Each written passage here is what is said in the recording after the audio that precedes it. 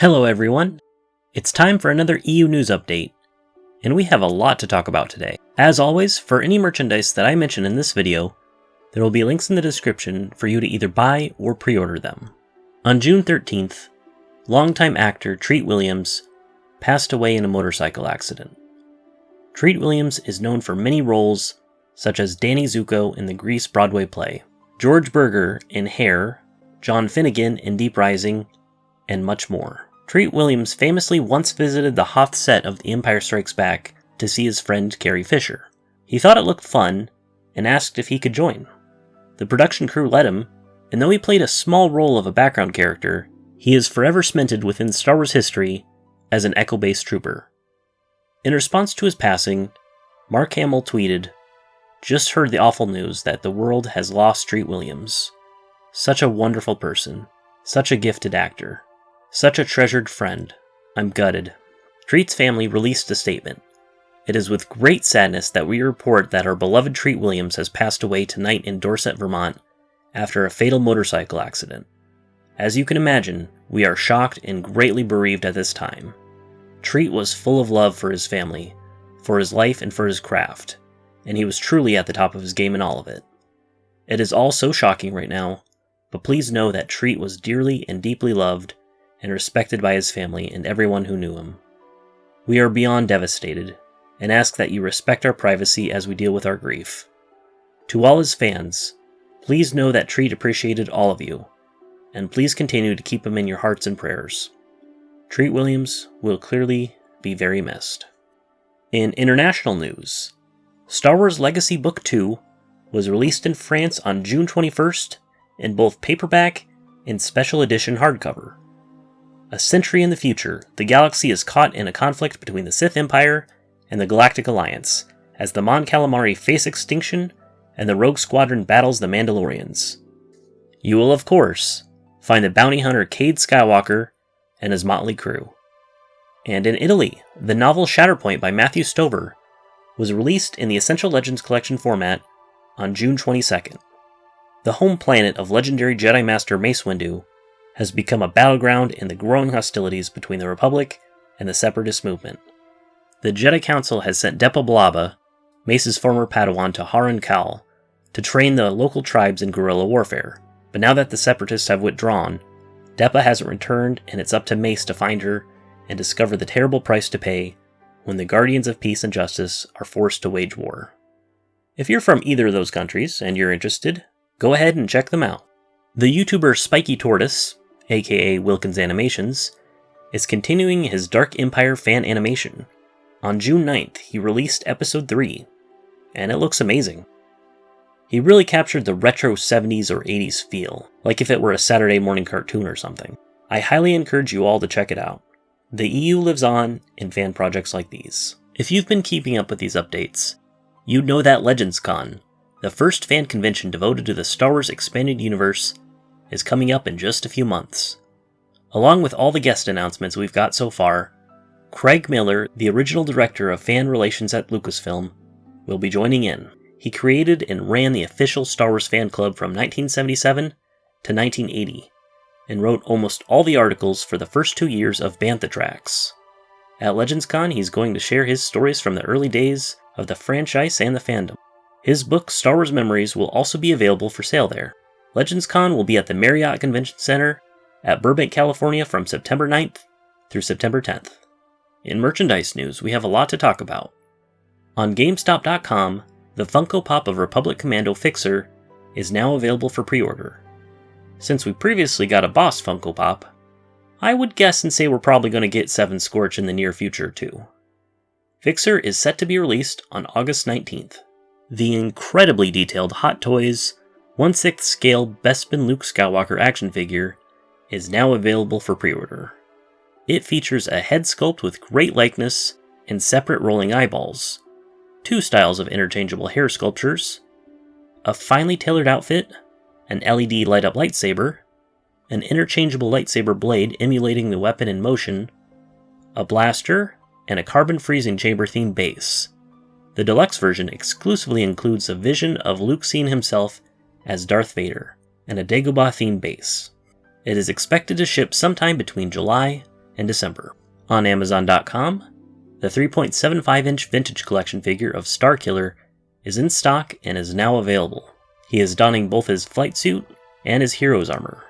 It also comes with dual lightsabers from the Force Unleashed 2. On EntertainmentEarth.com, 3 vintage collection figures are now available for pre-order.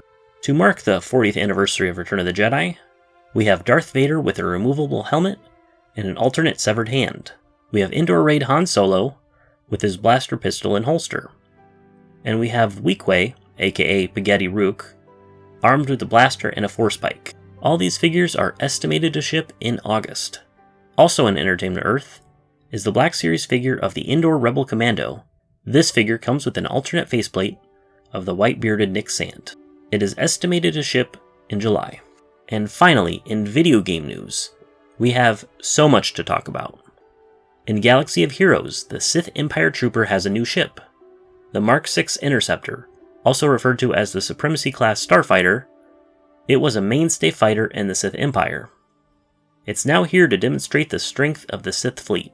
Unlock this ship through Galactic Chase for a limited time.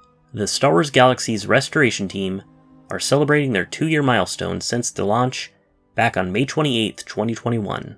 In a blog post, they've taken the opportunity to look back on the past and celebrate the future. Restoration is a massive labor of love that wouldn't exist without their community, and they are clearly very thankful for that. On June 2nd, Aspyr Media announced that the KOTOR 2 Restored Content DLC that they had promised for the Nintendo Switch will not be happening. And yeah, pretty much everyone hates them now, and don't trust them anymore for good reason. Many people bought KOTOR 2 on the Switch, specifically for the Restored Content DLC. Also, Aspyr never said why they weren't moving forward with the DLC, even today. But if there were issues preventing it from happening, Aspyr should have been upfront with the fans. But instead they went radio silent for almost a year. Also, why is the Restored Content mod giving this multi-million-dollar company so much trouble? Random dudes did it on Steam like 10 years ago for free, and now Aspyr's answer is to provide a download code for the people who were let down, as long as you can prove you bought KOTOR 2.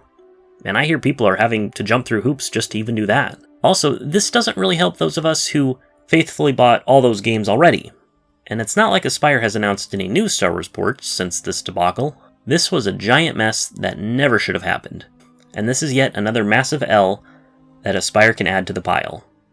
If you'll recall, Aspyr were supposed to be the ones making the KOTOR remake, but that got shifted to a different studio to work on. Speaking of which, the company Embracer Studios, which are now in charge of the supposed KOTOR remake, are closing multiple studios and canceling several games after a $2 billion deal fell through. This will also lead to a number of layoffs. Will this affect the KOTOR remake? Who knows? Though it probably doesn't help. In SWTOR news, Game Update 7.3 Old Wounds went live on June 13th. With Darth Nul's holocron in the Hidden Chain's possession, players and their allies reinforce their investigations into the Sith's past. As new information is revealed, so are unexpected truths. And in the next Nar Shaddaa Nightlife event, players can test their luck at one of the casinos and earn new rewards like the High Roller armor set. The new PvP Season 3 brings changes to PvP maps, as well as new decorations and armor sets, like the Sandstorm Soldier armor set. There are new additions to the cartel market, like the Rogue Agent armor set, the Desert Weapons Master armor set, the CP2 Briar pistol, Hermit's Vigil, Darth Nul's lightsaber, Kuwat Vigilance mount, MSM Turbocharged jetpack, the Rogue Agent's die pack, the Moisture Farm decoration bundle, the Restored Jedi Enclave decoration bundle, and the Security Bureau decoration bundle. And in very big SWTOR news, the ongoing development of the MMO is being moved from BioWare to Broadsword Online Games. BioWare is going to focus more on games like Dragon Age and Mass Effect. Some developers are moving from BioWare to Broadsword. Project Director Keith Koenig assured people that this is just the beginning and not the end. They have more stories and content planned beyond Update 7.4, and I really want to believe that. The best case scenario is Broadsword will give the MMO far more attention than BioWare ever did. and we will enter a new golden age for SWTOR. My biggest worry is that this is the MMO version of Hospice.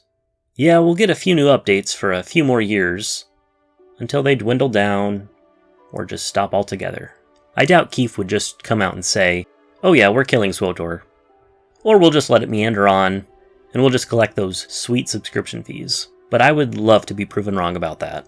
I think the only ones who really know what's going on right now are the higher-ups. And for the rest of us, it's definitely a wait-and-see type situation. But what do you all think? Let me know in the comments below.